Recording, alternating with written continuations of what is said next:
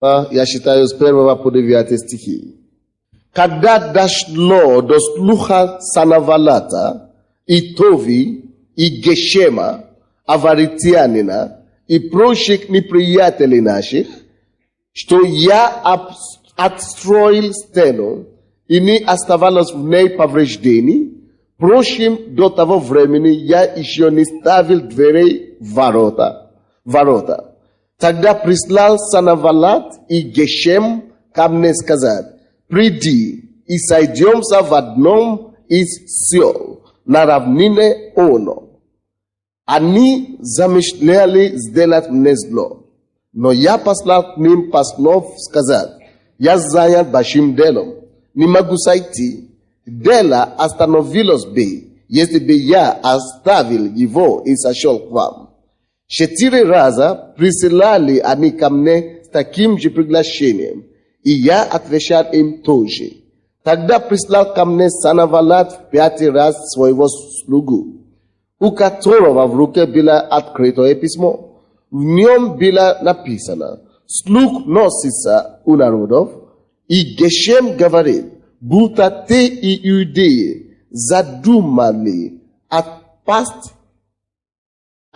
для чего и строишь стену, и хочешь быть у них царем, по тем же слухам. И пророков поставил ты, чтобы они разглашали о тебе в Иерусалиме и говорили: царь иудейский. И такие речи дойдут до царя.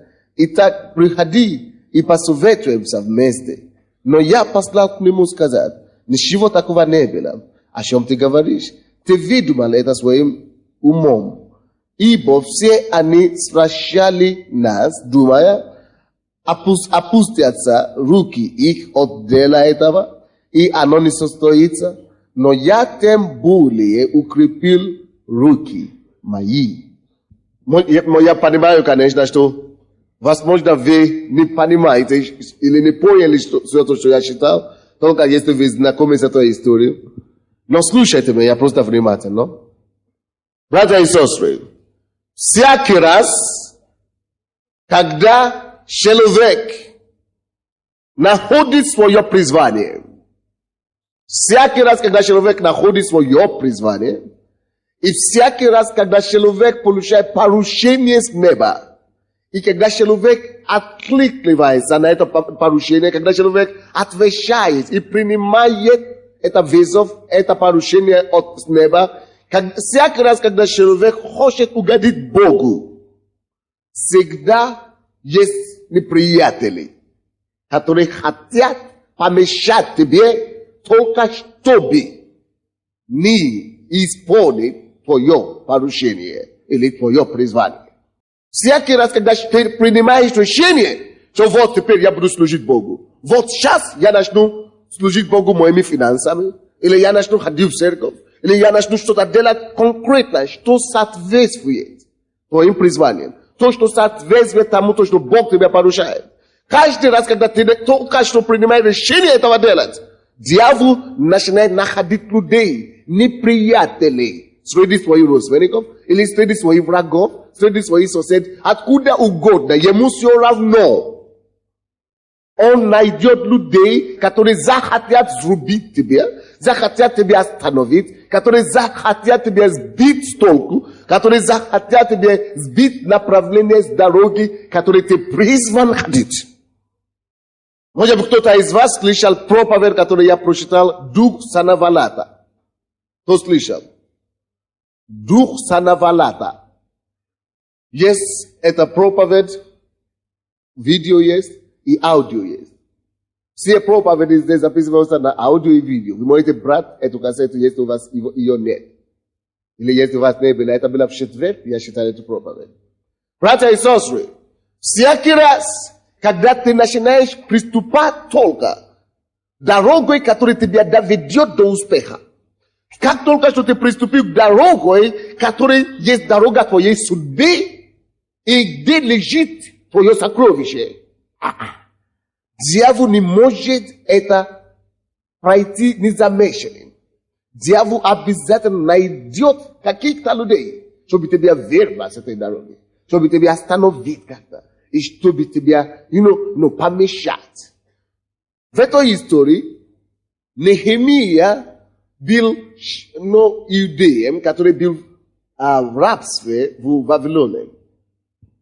Он видел бедствие своего народа, Иерусалим и Израиль, и он решил молиться. И когда он молился, Бог дал ему милость в глазах царя вавилонский, потому что тогда Израиль был под колонией Вавилона. И царь сказал: уезжай домой, обратно в свою родину, чтобы обстроить ваш город, чтобы обстроить вашу страну, которая был зажжен огнем. И он вернулся и начал только что восстанавливать город, и были люди, соседи, Санавалат и его родственники арабы, они окружили его, и они хотели его уничтожить. Они не могли его убить, они не могли его... Слушай, когда ты начинаешь отвечать на Божье призвание на твою жизнь, слушай, братья, первое, что постарается делать сатана, он постарается тебя уничтожить. Какие-то неприятные случаи, какие-то несчастные случаи, какие-то проблемы начнут возникать. Когда он видит, что он тебя не может уничтожить, второе, что дьявол постарается делать, он постарается тебя увести от Бога, чтобы как-то ты разочаровался в Боге, и чтобы ты перестал ходить в церковь. И он будет использовать для этого любое оружие, которое ему только доступно. Если он знает, что ты такой, который верит статьям в газете, он тебя посунул, он найдет людей, которые напишут такие статьи в газете, что ты сам, и он найдет также людей, которые тебя засунут эту газету, которые тебе скажут: види, куда ты ходишь. Чтобы ты разочаровался и говоришь: что я больше не буду ходить в церковь, я больше не буду служить Богу. Первый, он не мог тебя убить, он уже тебя отнять от Бога. Чтобы ты сам отошел от Бога. Если ему уже не удастся тебе увести от Бога, остался у него только один вариант. Он теперь захочет тебя сбить с дороги, чтобы ты потерял твой фокус. What do you call distraction? Отвлечь. Он постарается тебя отвлечь от твоего фокуса. Отвлечь тебя от твоего предназначения. Увести тебя с той дороги, которая тебя должна тебе вести в твое сокровище. Он тебя захочет дать какой-то второстепенной заботы, чтобы ты оставил первозначное. Вот. Дьявол в жизни Нехемия уже старался его уничтожить. Они продолжали строить мечом в руке. Они не могли их убить. Он пытался их увести от Бога. Когда он возбуждал недовольство в народе, люди начали сказать: как это, где Бог? Почему ничего не получается? Мы постимся, мы молимся. Но люди устояли. Нехемия устоял. Теперь он постарался подружиться с Нехемией. Но чтобы Нехемия перестал заниматься тем делом, которое Бог призвал его делать. И они начали, это может быть через дружбу, это может быть через атаки, это может быть через ложные дружбы. В этом случае они послали послов Нехемии, чтобы он оставил работу свою, чтобы он оставил строительство Иерусалима, чтобы он оставил восстановление города, чтобы он оставил его предназначение от Бога, то, что он призван, то, ради чего он родился. Цель его жизни, смысл жизни его, который он наконец-то приобрел, который он в конце концов нашел. Дьявол говорит, что давай мы будем дружиться, мы будем заниматься чем-то другим, только не этим, к чему ты призван заняться. Первый стих еще раз давайте будем читать. Когда дошло до слуха Санавалата, и Тови, и Гешема, аравитянина, и прочих неприятелей наших. Заметьте себе это слово «неприятели». Теперь у меня вопрос к вам. Когда, в каком моменте, в какое время появляются неприятели у верующего? В каком момент, в какое время? Я уже сказал.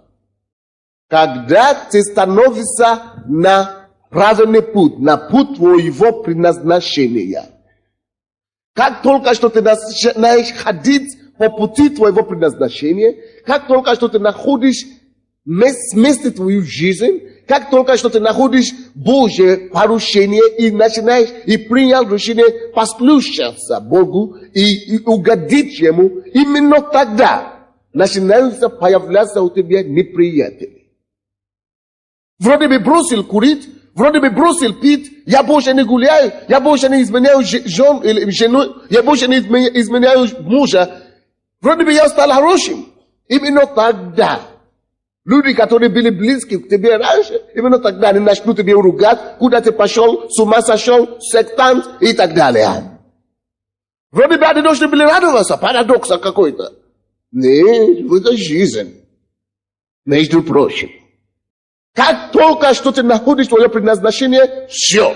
Ты становишься центром атаки. Ты становишься медом, который притягивает щел. Потому что сладость Царства Божия вошло в твою жизнь. А пчелы не могут пролетать рядом с медом просто так. Пчелы должны окружать мед. Аминь. Если ты поставишь сладость у себя в голову, сахар, осы скоро прибегут. Вы слышите меня? Если ты положишь у себя здесь сахар или мед, ты становишься центром внимания ос. Аминь. Вот когда в духовном мире ты тоже находишь твое предназначение, это уже притягивает какие-то неприятели. Так, когда услышали наши неприятели, так, что я обстроил стену. Стена. Слушайте. Обстроить стену, это не то же самое, что разрушать стены. Кто-то разрушал эту стену, у него не было проблемы. Но когда кто-то другой пришел, чтобы обстроить стену, тогда неприятности начинают приходить. Вы поняли? Когда ты принимаешь наркотики, чтобы себя уничтожать свою жизнь, свою семью, люди говорят, что не повезло ему, все. Человек пропал. Но продолжает делить денежки с тобой. Но как только что ты пришел к Богу, в церковь, где ты бросил наркотики теперь, где ты начал уже вести благоугодную жизнь, тогда люди тебя уже обходят тебя со стороны. Потому что ты начинаешь строить стену. Представляете себе, не поймешь. Кто читал какие-то статьи о нашей церкви? Какие-то ужасные статьи. Кто-то читал, да? Поднимите ваши руки. Слава Богу, что большинство не читали. Бог не позволил вам видеть эти статьи. Он, наверное, знает, что вы не видите.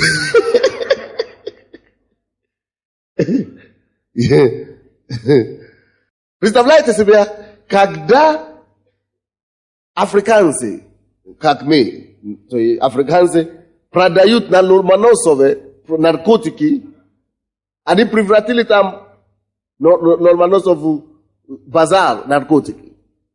И где угодно по квартирам. Никого это не волнует. Когда разрушают стены, они благоденствуют, они живут. Но когда мы начинаем восстанавливать стены, ожидая неприятелей. Почему неприятности на церковь? Почему атаки на церковь? Почему люди пишут такие гадости на церковь живого Бога? Потому что есть другие церкви, где ничего не происходит. Где наоборот стены сваливаются. Но там, где, здесь неприятности пришли к нему, потому что он смел строить. Там, где люди начинают строить, восстанавливать семьи.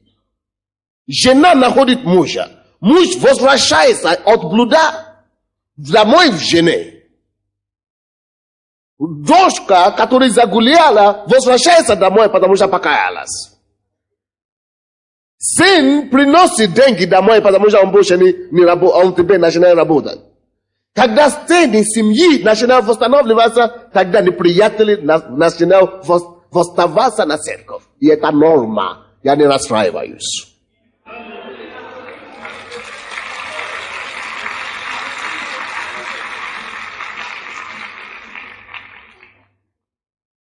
Люди не боятся и не испугаются от собак, у которых нету зубов. Или как называется? Когда у собаки нету зубов и нету этих клыков, ногтей. Когтей. Да, когда нету ногтов,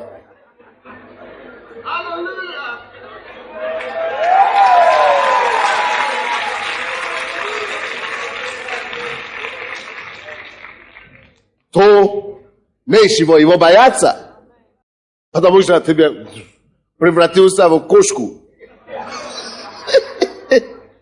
Нечего бояться такой собаки. Но когда лев, который имеет большие зубы, клыки и так далее, люди начинают убегать. Дьявол начинает ходить с ума. Нечего бояться организаций, клубы религиозные, где ничего не происходит. Дьявол не боится таких организаций, сборища, понимаете? А там, где действительно дела дьявола разрушаются, там, где стены восстанавливаются, это то, что беспокоит сатаны. Именно поэтому на таких людей, которые восстанавливают стены, дьявол начинает посылать неприятелей. И начинает называть вас то, кого вы не являетесь. Начинают говорить, что вы наоборот сборище. Это вы наоборот проблемы создаете, разрушаете стены, когда вы строите стены. Аминь? Слушай, это не только относится к церкви, это относится к твоему бизнесу тоже. Если ты нуждался все твои 35 лет жизни, ничего не удалось, с одной работы катался на другие, ничего не получилось. Как только что ты находишь твой путь, твое правильное призвание, как только что ты находишь свою работу, все начинает вылетать. Все начинает разрушаться. Все начинается деградироваться. Вроде бы что-то еще получилось в миру, вообще сейчас ноль реакции, вообще ничего уже не получается. Слушай, продолжай быть фокусирован. Когда всякие неприятности и неприятели восстают на тебя, хотя сейчас ты знаешь, что ты на правильный путь, будь фокусирован на твое призвание, на твою миссию, на твое поручение. Когда ты знаешь, что ты пришел именно в должное место, именно здесь у тебя начинается быть массу неприятностей, чем было раньше когда-нибудь, будь фокусирован. Потому что Неемия начал строить стену. Дьявол ненавидит людей, которые строят стены, которые восстанавливают стены. Стены разрушенной семьи, дьявол ненавидит их. Стены разрушенной личности. Когда ты начинаешь восстанавливать, дьявол тебя ненавидит и посылает тебя неприятелей. Стены разрушенной судьбы. Когда ты начинаешь восстанавливать их, ты привлекаешь к себе неприятелей. Но будь фокусирован. Не позволь неприятелям увести тебя в твоей судьбе.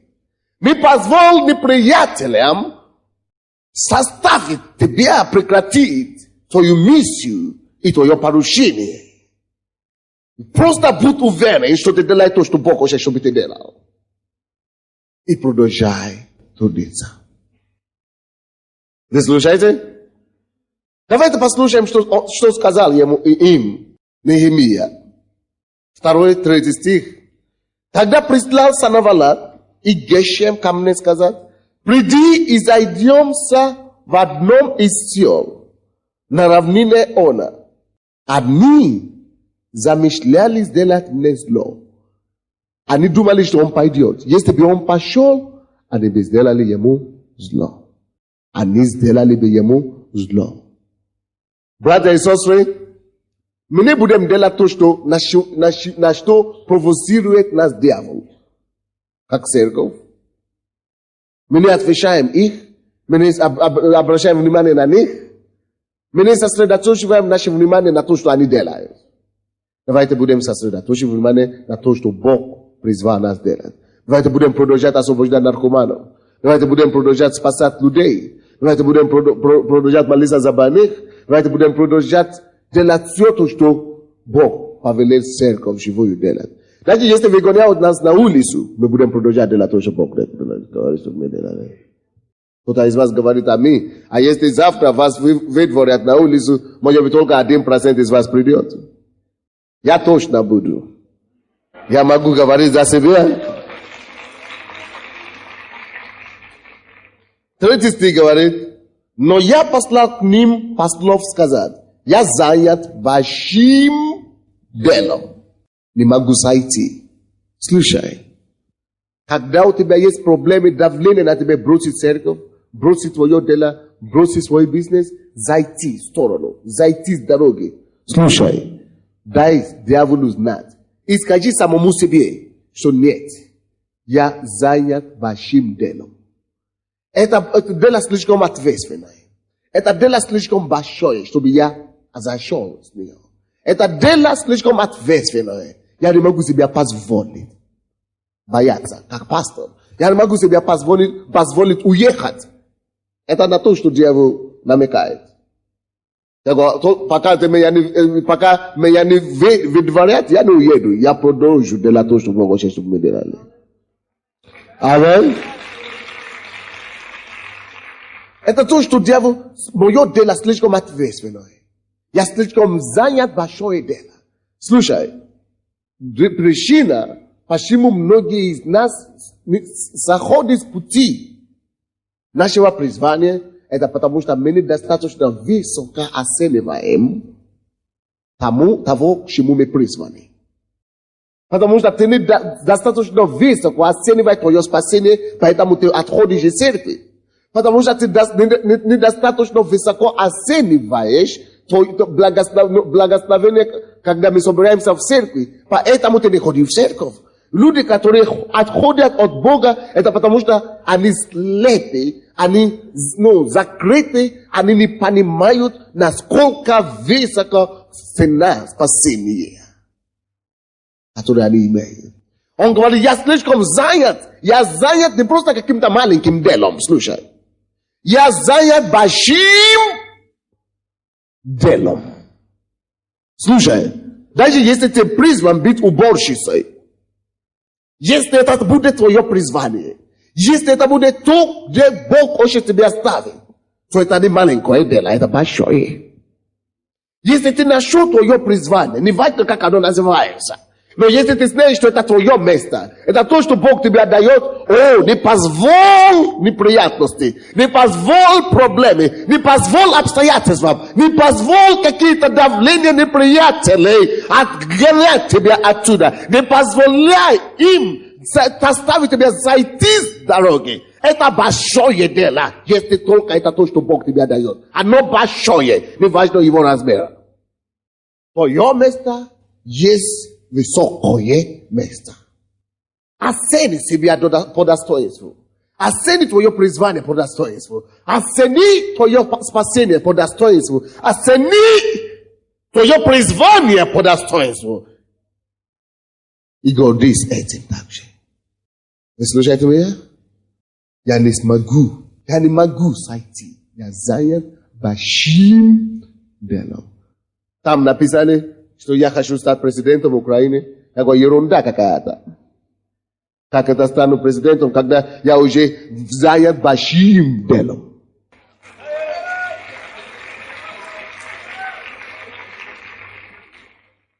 Это унижение. Пускаться с верхней должности в низшую.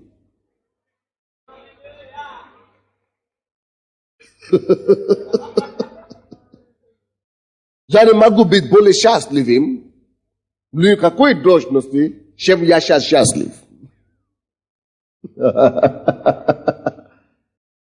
Пойми, ты можешь быть счастливым только тогда, когда ты находишься на твоем месте. Место твоего призвания. Только тогда, когда ты занимаешься тем, чему ты призван заниматься. Только тогда ты счастливым. Тогда это большое дело. Вы понимаете, даже Иисусу предлагали быть царем. Слушай, даже если весь Украина начнет кричать сегодня, стань президентом, я все равно не стану. Я отвергну это все равно. Потому что я уже на более высоком месте.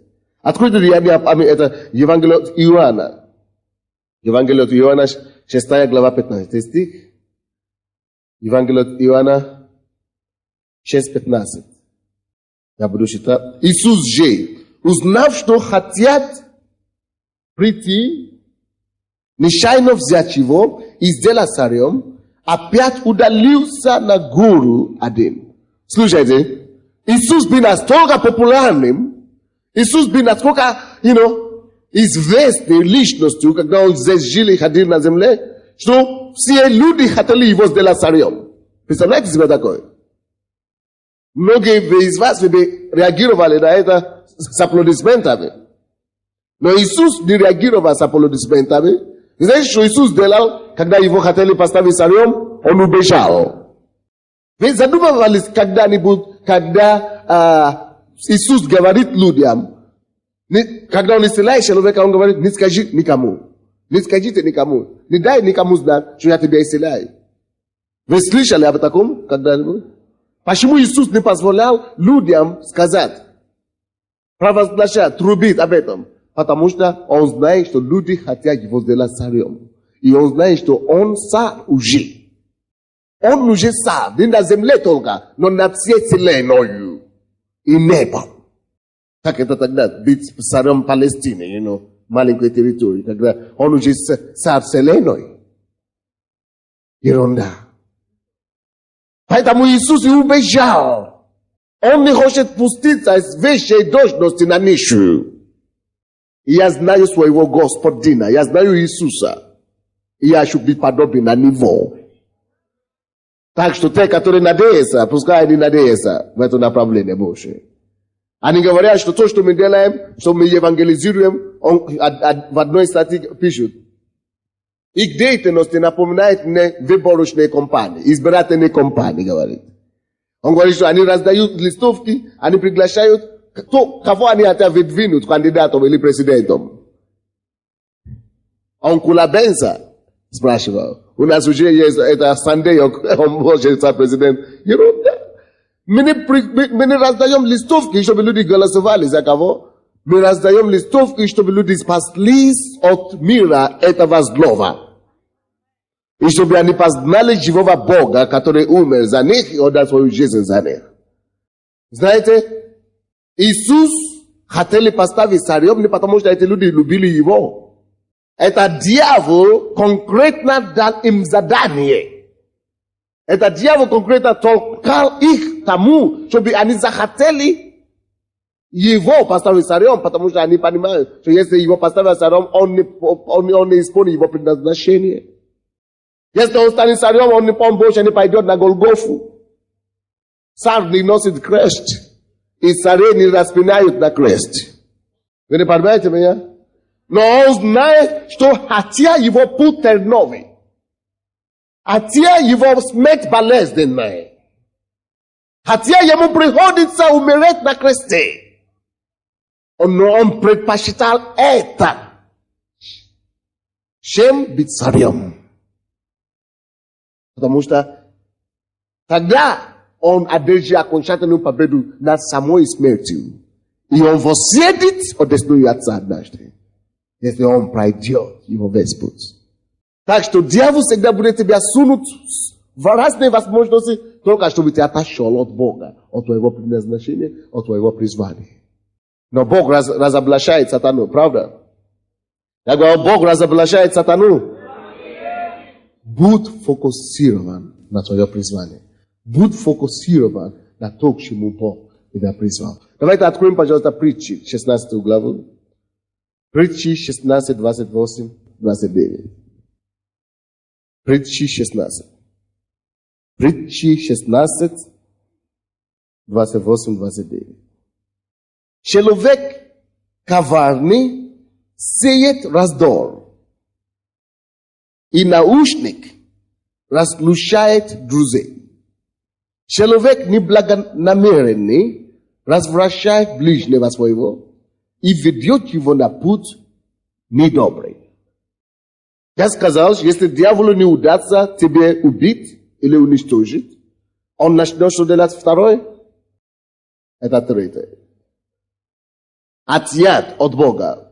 Он постарается тебя отъять от Бога. Это второе. Третье. Он начнет тебя увлекать в сторону, чтобы ты бросил первичное и начал заниматься вторичным. Сбить с дороги, с пути.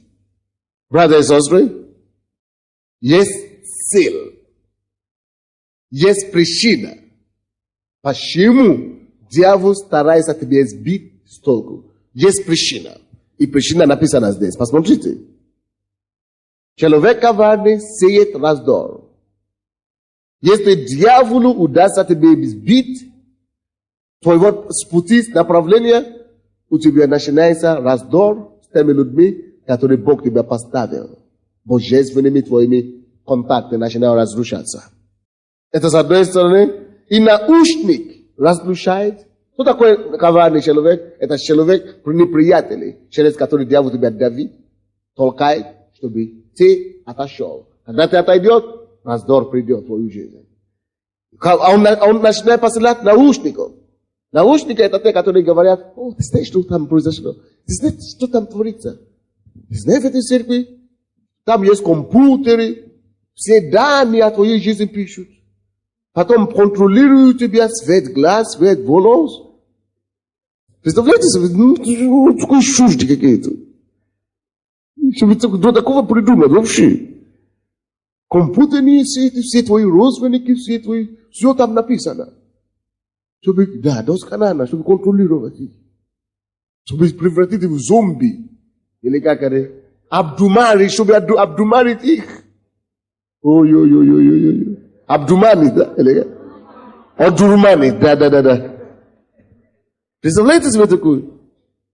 Похоже, вроде бы они больше такой, чем мы. На мой взгляд. Вот, человек начинает именно наушники. Вы знаете, что такое наушник, да? Вот, именно наушники сеют такие вещи. Пропагандируют такие, неважно через прессу или через чего. Есть цель, чтобы разлучать нас божественными друзьями. И лучший друг это твое призвание. Раздор это разлучение. Раздор между тобой и твоим призванием. И, конечно, с теми людьми, которые Бог тебя поставил. То есть цель, чему дьявол делает. Он хочет тебя разрушать отношения с теми, которые Бог тебя поставил. Если дьявол тебе удастся тебя увести от церкви, он получается, ему уже удалось разрушить тебя от друзей, от семьи вообще. 29. Человек неблагонамеренный развращает ближнего своего и ведет его на путь. Какой? Какой путь? Недобрый. Почему? Вот цель сатаны. Неблагонамеренный человек, чтобы развращать. Чтобы ты сошел с пути и пошел на путь злой. Не просто недобрый, а вообще злой. Вот почему Неемия говорит в 6 стихе 6 главе 3 стих, который мы читали. Что я слишком занят большим делом. Что дело, которое я призван, оно слишком большое. Слушай, ты должен знать размер твоего призвания. Она не может быть оценено деньгами или серебром. Слишком дорого наше цели, нашего спасения. Слишком дорого цели нашего призвания. Знай, что ты занят большим делом, и тебя никогда будь фокусирован. Тебя никогда сойти с дороги. Никогда сойти с дороги. Никогда заняться не тем делом. Я слишком занят большим делом. Аминь. Притчи 10 главу, откройте. Притчи 10 глава, 4 стих. Будь постоянным, будь стабильным, будь фокусирован. 10 глава, 4 стих. Ленивая рука делает бедным, а ленивая рука что делает? Поэтому, если вы не работаете, скорейшим образом придет ваша бедность. Если вы ленивый человек. Вот почему я толкаю все. Идите работать. Потому что это не делает Богу честь. Когда мы ленивые. Бог не любит ленивых людей. Бог любит работающих людей.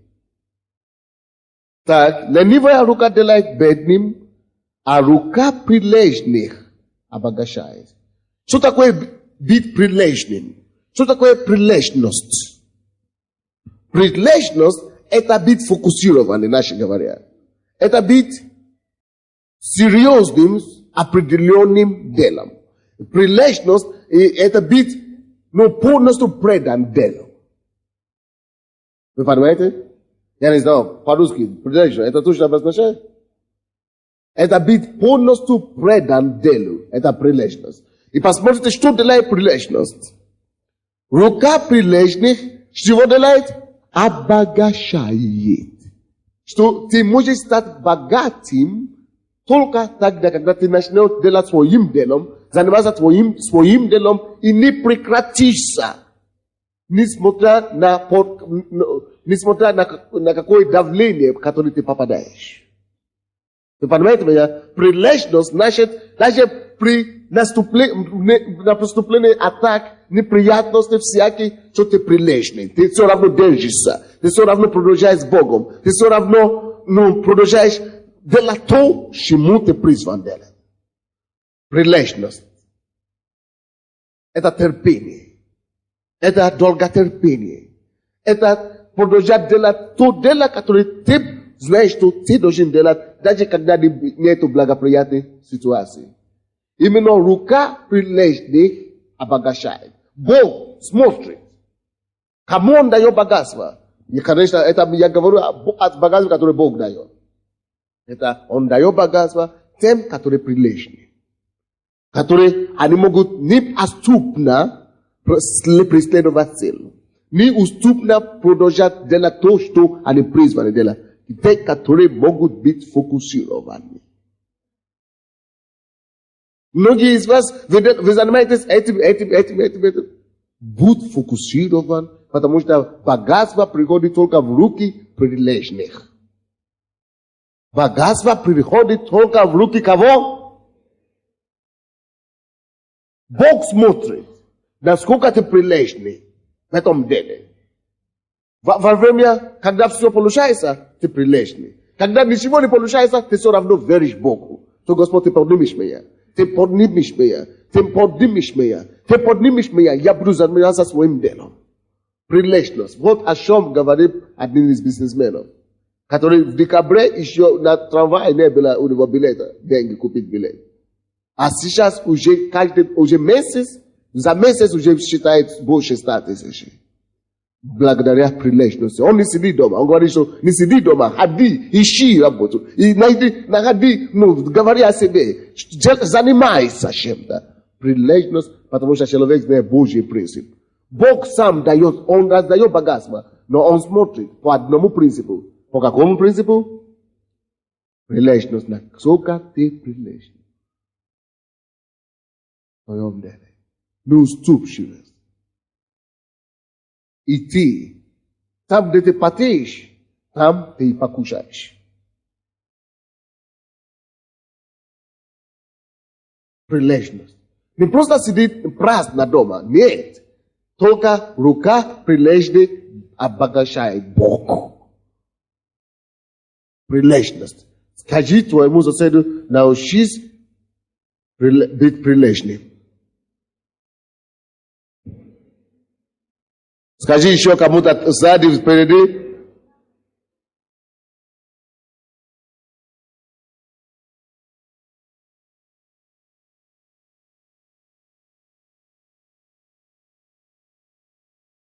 В принципе, это просто значит не сдавайся.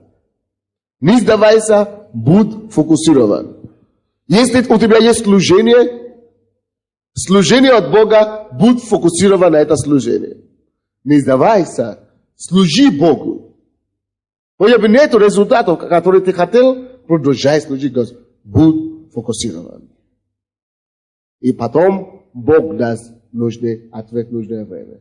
Притчи 22, откройте, пожалуйста. Притчи 22. 22 глава. Прилежность, она полезна, слушайте, только когда человек знает, что он находится там, где Бог его ставил. Если ты находишься в чужом месте, ты занимаешься чужим делом, чужое место, чужое дело, чужое какое-то, это самое чужое призвание, прилежность тогда тебе и ничего не принесет. Прилежность будет тебе давать результат, когда ты находишься там, где Господь что тебе оставит. 29 стих говорит нам, видел ли ты человека проворного в своем деле? Он будет стоять перед царями. Нужно быть проворным в своем деле. Есть ли у тебя какое-то дело, чем ты занимаешься сейчас? Это ли твое или нет?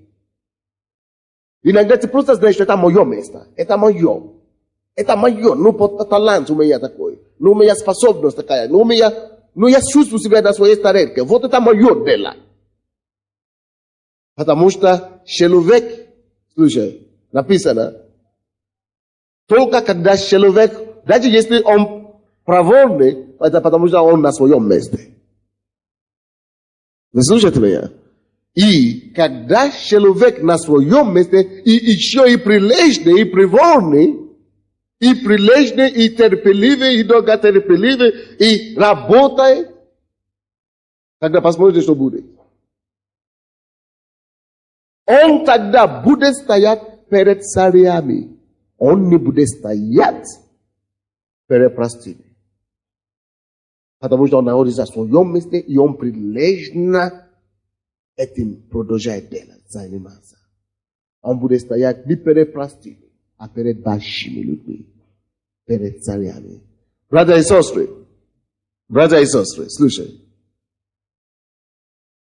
Ленивый человек, не человек, который не прилежный, человек, который не проворный, в своем деле, он не может рассчитывать на возвышение от Бога. Там, где ты есть, то маленькое, которое ты занимаешься, это достаточно, чтобы тебя поставить выше твоих конкурентов. Даже если ты уборщица, но ты нашел свое место, и ты это прилежно занимаешься, Бог тебя поставит перед царями. Он тебе даст такие награды, такие возвышения, такие, как мы говорим, государственными примерами, премии. Он тебе даст такие премии, что ты будешь стоять перед самыми высокими, самыми большими. Слушай, Библия говорит, он не будет стоять перед кем? Простыми. Это значит, ты не можешь быть простым и ничтожным, если ты проворный и прилежный человек. Ты не будешь простым человеком, даже если ты уборщица. У тебя всегда будет честь, у тебя всегда будет возвышение, у тебя всегда будет качество, потому что ты хорошо умеешь делать твое дело. Посмотрите на людей, которые Бог использует в церкви сегодня. Чтобы стать пастором, чтобы быть пастором, чтобы быть лидером домашних групп, координаторов и так далее. Потому что они были в этом деле праварным и прилежным. Они занимались такой прилежностью, они все простые люди. Но многие из них даже высшее образование не имеют. Но Бог так понял их, что не поверишь. Многие из них стали пасторами. Что теперь царям и проповедники, и бизнесмены, и все большие в миру, они уже приходят к ним за молитву. Потому что они были прилежны в Божьем деле, в твоем призвании. Слушай, твое призвание достаточно для тебя, чтобы тебя накормить, дать тебе хлеб на жизнь, хлеб насущный. Это, если ты только можешь там быть фокусирован и быть прилежным. Если ты только будешь на тайну прилежности, дорогой, то маленький дар и призвание, и способность, которую Бог вложил в тебя, если ты там прилежный, фокусирован, если ты это делаешь действительно как для Господа, ты никогда не будешь из маленьких, из простых людей. У тебя всегда будет такая честь, но такая привилегия, такие уважения всегда у тебя будет, что люди подумают, что ты не такой работой это делаешь, что ты какой-то большой, более высокий человек. Только потому что ты прилежный, потому что Бог обещал. И Бог, Он не меняется в своем слове. И Бог говорит, что Он возвеличивает свое слово выше свое имени. Вы знаете, поэтому, потому что Он уже обещал, Он же обвязал себя, что прилежным. Если я увижу прилежных людей, я обязательно приложу богатство прилежным. Он обвязает себя этим. Что если я найду прилежным, я дам ему богатство, где бы он не был. Не только материальное богатство, духовное богатство, семейное богатство, богатство во всем плане, потому что он только потому, что он научился быть прилежным и фокусирован. И такие люди, ты не будешь видеть их среди простыми. Это самое. Я учился в институте, не только я хорошо учился, не только это самое, но я родился не в хорошей привилегированной семье, я рос с друзьями, я имею разные люди, я такой же простой человек, как все, но благодаря тому, что маленький, который Бог мне показал делать, я делаю это. Когда мы начали церковь, нас было 7, от 7 до 15 человек, мы начинали собраться. Пастор Альберт там был, пастор Самсон там был. Ничего не было вроде бы и так далее. Были другие церкви, большие, я не смотрю на другой, на своем я становлюсь прилежный. Бог не прошел мимо нас. Бог заметил эту прилежность и возвестил на свое время. И я не стою теперь перед простыми людьми. Если я стою перед простыми людьми, это потому что я хочу. Не потому что я там принадлежу. И ты тоже не исключение. Бог тебя поднимет, если ты научишься быть прилежным. Вы понимаете, что я говорю? Откройте, пожалуйста, Деяния апостолов. 21 главу.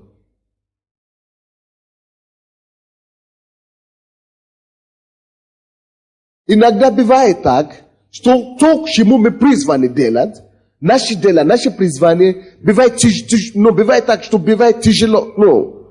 Тяжело бывает нам. То есть, вроде бы есть более легкие пути, более доходчивые пути. Есть другие более, такие легкие, варианты. Но если это твое, ты знаешь, что это твое, не важно, насколько оно тяжело, не важно, насколько оно неприятно.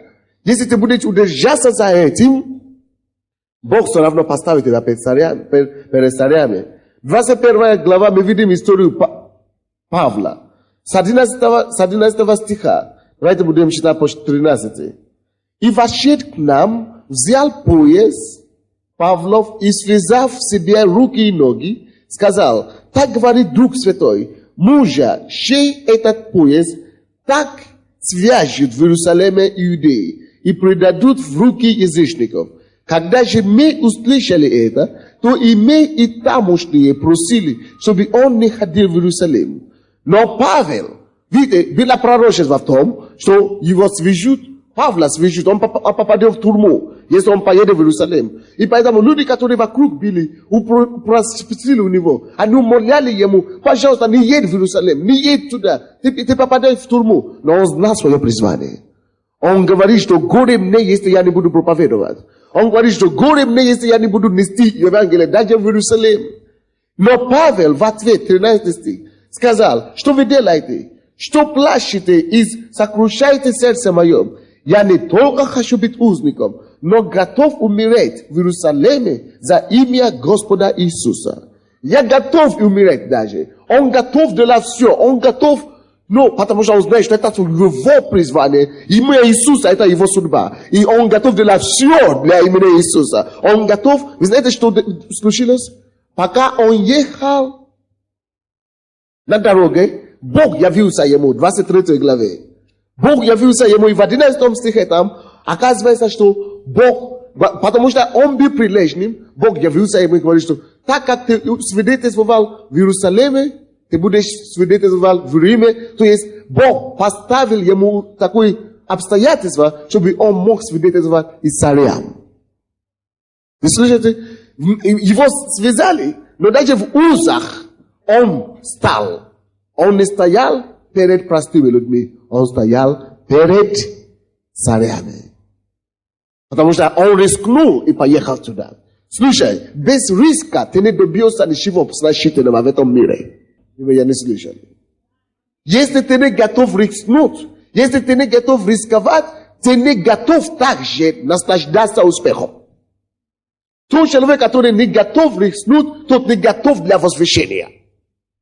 Без риска ты не можешь добить или добивать ничего значительного в этом мире. Я помню, кто-то сказал, что можно поститься и молиться. Я говорю, я попробую первый раз. Я не буду кушать ничего. Я никогда не кушал. Я никогда не постился, чтобы не кушать ничего целый день. Я всегда кушал хотя бы раз в день. Я стал проповедником. И я знал, что есть силы молитвы и посты. Я говорю, хорошо, я буду поститься. 2 дня. Не буду ничего кушать. Это теперь ерунда 2 дня. Что такое 2 дня поститься? Когда мы только что постили 40 дней сейчас. Но это было в начале. Я был молодым верующим. 40 год или что-то такое. Верующим. Сколько ты верующий? Я говорю, Господь, я постараюсь. Я рискну. Первый раз, когда я постился 2 дня, не кушал ничего, даже не пил ничего. Я решил полностью поститься. Я пошел на служение и первый раз видел, что Бог может, оказывается, не только больших людей использовать. Кеннет Копланд, Кеннет Хейген, Билли Грэм и так далее. Оказывается, что Бог может использовать любого человека. Я начал видеть то, что Бог делает через мои пасторы, люди помазаны, что это делает через меня. Я говорю, о Боже мой, оказывается, что не только помазанникам это возможно. Всем возможно. Только если ты можешь проявлять прилежность твоему делу. Оттуда Бог поднимает. Я думаю, что я умру на второй день. Я рискну, и я не умер. Есть многие вещи такое, которые Дух Святой будет тебя побежать для то, что требует прилежность, что ты подумаешь, что ты умрешь полностью. Но если это ты показываешь прилежность по твоему делу, как Дух Святой тебя ведет, ты не умрешь. Я могу тебе это гарантировать. Ты будешь жить. И ты увидишь огромные успехи. И Павел так и получилось. Он стал перед царями. Иисус Христос, его хотели поставить царем. Вроде бы это хорошо. О, царь, представляешь? Во дворе буду жить. Он говорит, нет. Я лучше буду кататься по городу. И ложить мою голову не на подушку, а на кабель. Чем отойти от твоего призвания. Он был фокусирован. Даже когда он шел в Иерусалим, один из его апостолов, Петр, подошел к нему и говорит, эй, Иисус, не едь туда. Если тебя убьют, туда не едь. Отойди от меня, сатана. От Матфея есть, и от Марка есть. 8 глава 31-33 стихи. Он говорит, нет, чтобы я не дошел до Иерусалима, где меня убьют. Нет, никто меня не остановит. Ничего меня не остановит. Не страх перед смертью, не страх перед тюрьмой. Я добьюсь своего, я осуществлю свое призвание. Неприятности меня остановят. Неприятности, неприятели меня не уведут от Божьего призвания. Я буду фокусирован до конца. Если ты уже нашел чему-то, чему Бог тебя призвал, то прими решение сегодня, что Господь, я начну быть фокусирован. И я не отойду с дороги, я не сойду с дороги. Если ты нашел твое призвание, скажи Богу это. Если ты даже еще не нашел твое призвание, ты не нашел ничего, ты не нашел свое дело, то есть что-то четко, что ты нашел. Ты знаешь, что ты нашел? Ты нашел спасение. Иди к спасению, иди в Царство Божие фокусирован. Ища горное. Если ты будешь фокусирован на дела Божие, Бог тебе даст твое призвание. Если ты будешь фокусирован на дела Божие, на Царство Божие, на то, чтобы искать Царство Божие, Бог тебе даст дела земное, чем можно будет заняться. Откуда Он тебя поднимет и увеличит тебя весом. Давайте встанем, будем молиться. Будь фокусирован на твое дело. Скажи Богу, что Господь, помоги мне быть фокусированным. Я принимаю решение сегодняшнего дня. Подними свои руки, закрой свои глаза и поговори с Богом. Помоги мне, Господи. Я хочу быть фокусирован. Я хочу быть прилежным. Молись Господу. Поговори с Ним. Расскажи Ему о твоем деле. И проси у Него помощь. Чтобы ты не сошел с пути. Чтобы ты не расслышал. Чтобы ты не слышал то, что говорят неприятели. Чтобы неприятели твои не склонили тебя с пути истины. Скажи Ему, я буду фокусирован на свое спасение. Я буду прилежно служить Тебе. Я буду фокусирован на то, к чему Ты меня призвал. Мы молимся, говори с Богом.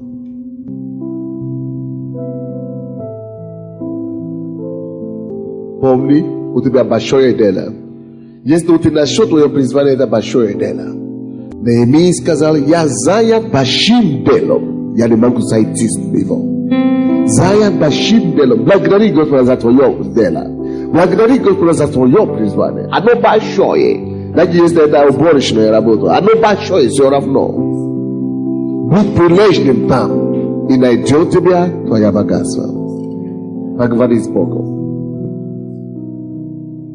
Если у тебя нету твоего дела, если у тебя нету твоего призвания, ты еще не нашел, будь фокусирован на твое спасение. Исследуй Бога, изучай Царство Божие, будь прилежным в деле Царства. И Бог тебе даст дело земное, где ты будешь тоже успешным. Поговори с Богом. Поговори с Богом о твоем деле, о твоей работе, о твоем призвании, о твоей семье. Отдай все Богу. Господь, во имя Иисуса, я благодарю Тебя за слово, которое мы слышали от Тебя сегодня. Мы хотим быть железным в том деле, которое Ты призвал нас. Господь, мы просим, чтобы Ты помог нам, Господь. Быть прилежным, быть фокусирован в нашей семье, в нашей работе, на Твое дело, на спасение, на Царство Божие, чтобы не отойти от Тебя ни на один день, во имя Иисуса. И, Господь, я запрещаю всякие неприятности, неприятели, которые стараются отвлечь внимание Твоих детей.